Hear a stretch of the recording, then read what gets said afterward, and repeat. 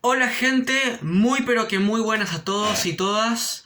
Espero que estén bárbaros como siempre, como yo, porque en este video voy a hablarles resumidamente y así a grandes rasgos de la historia de la física, desde la antigüedad clásica hasta la época contemporánea.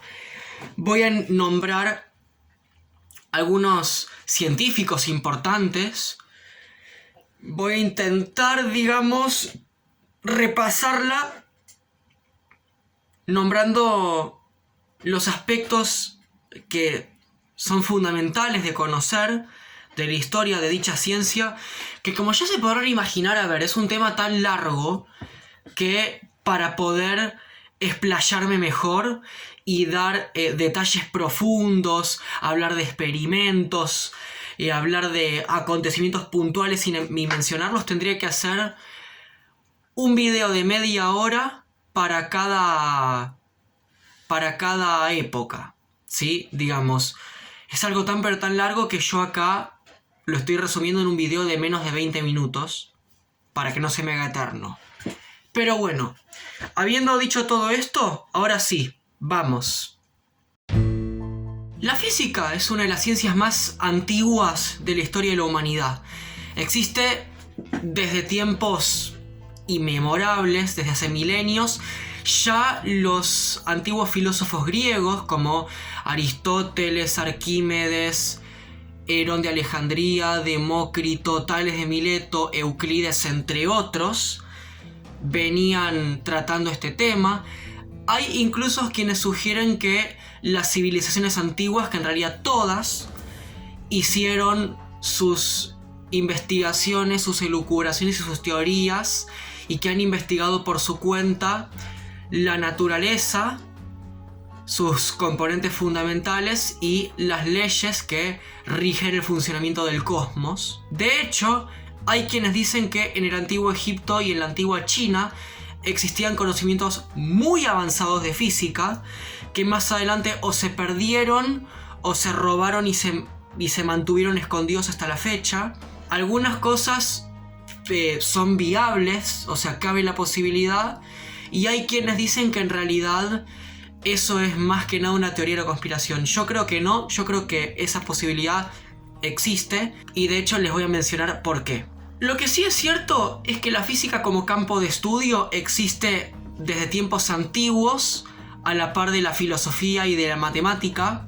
Es una ciencia que surge de la observación de fenómenos naturales, la elucubración de teorías, las hipótesis, o sea, hacerse preguntas, ya sea investigar así por curiosidad o con la finalidad de encontrar aplicaciones prácticas y desarrollar tecnologías basadas en el aprovechamiento de las leyes más importantes del funcionamiento del universo.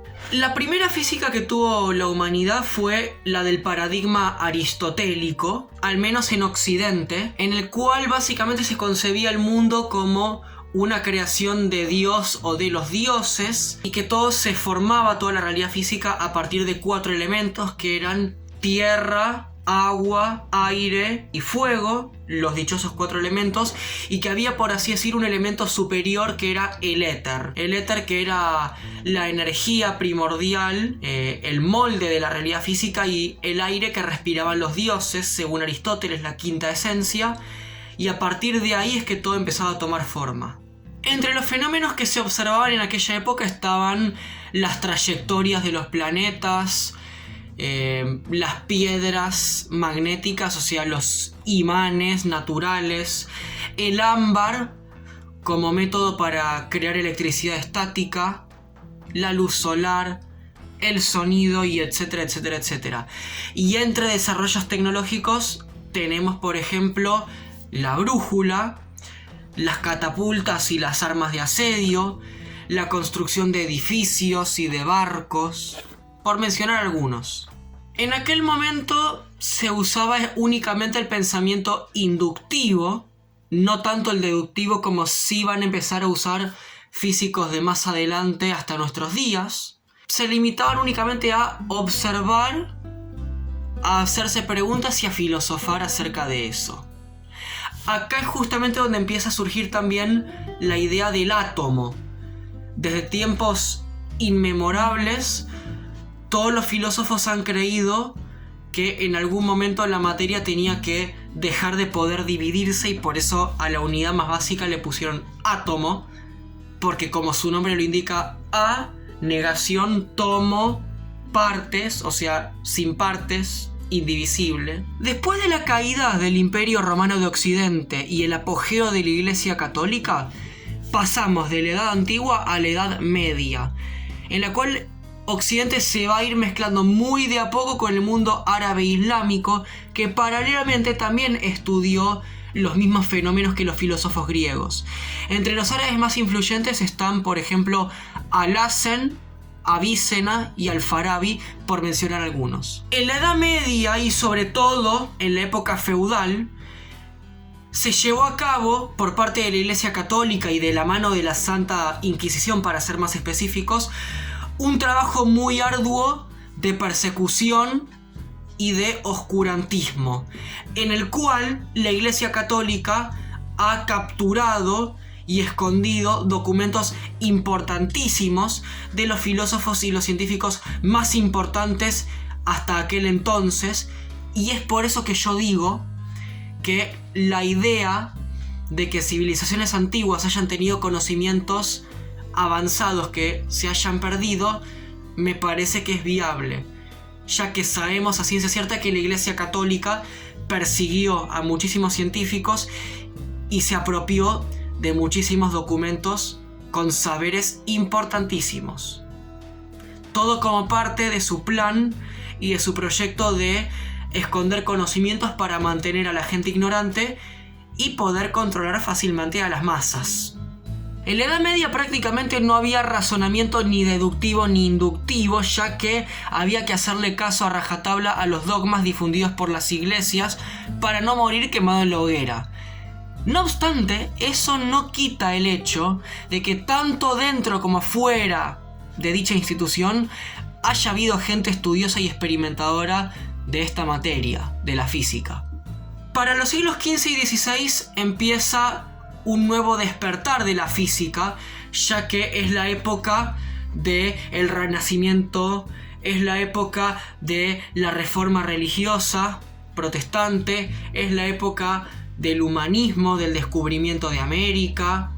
Ya se van terminando muy de a poco las cruzadas, después también de la peste negra, y etcétera, etcétera, etcétera, y era una época muy agitada.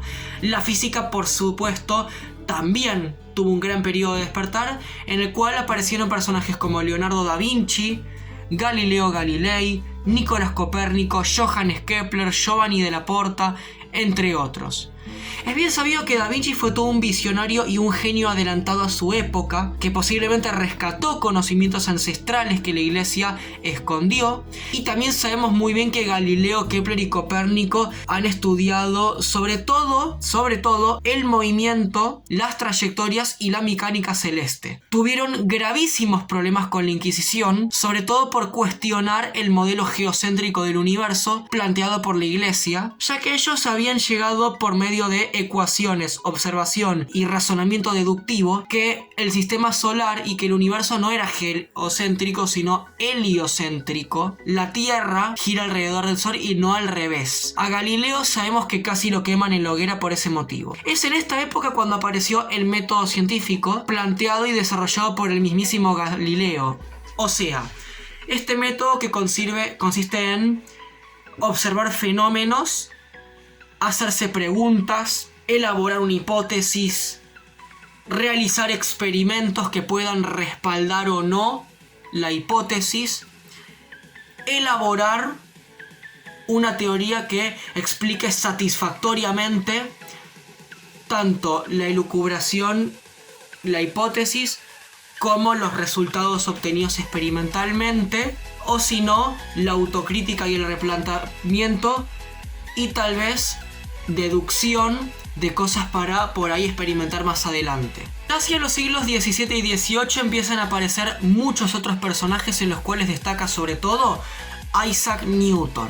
Newton formuló las leyes del movimiento y englobó todos los estudios de Galileo, Da Vinci, Copérnico, Kepler y compañía, y desarrolló la mecánica clásica. Además también hizo estudios sobre gravedad y óptica, y también desarrolló el cálculo paralelamente y en conjunto con Gottfried Leibniz. De hecho, es un debate quién de los dos lo desarrolló. Hasta ahora lo que se sabe es que ambos en paralelo. También empiezan estudios sobre termodinámica de la mano de científicos como Robert Boyle y James Joule, entre otros. Estos estudios hechos en termodinámica fueron justamente los que dieron pie al desarrollo tecnológico de las máquinas de vapor, que permitieron más adelante la revolución industrial. Ya hacia finales del siglo XVIII y durante el siglo XIX aparecen muchos otros científicos más, como André-Marie Ampère, Alessandro Volta, Charles Coulomb, Benjamin Franklin, Michael Faraday y Carl Gauss, que estudiaron muchísimos fenómenos relacionados con la electricidad y el magnetismo, que hacia mediados de los años 1800 James Clerk Maxwell terminó unificando